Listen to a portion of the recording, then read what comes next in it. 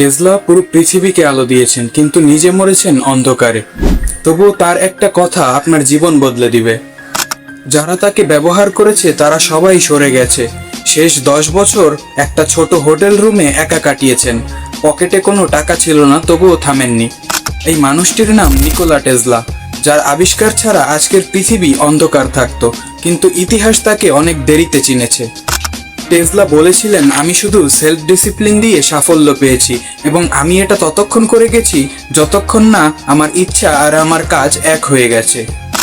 Motivation ছাড়া, shortcut ছাড়া, শুধু প্রতিদিন একই কাজ, এটাই ছিল টেসলার একমাত্র সিক্রেট।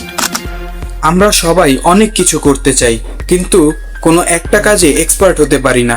আজ থেকে একটা কাজ বেছে নিন, ভালো লাগুক বা না লাগুক প্রতিদিন করুন। পৃথিবী তাকেই মনে রাখে যে থেমে থাকে না। কমেন্টে বলুন আপনি কোন বিষয়ে এক্সপার্ট হতে চান, আর টেসলার মতো অজানা সত্যিকারের গল্প পেতে চাইলে এখনই ফলো করুন।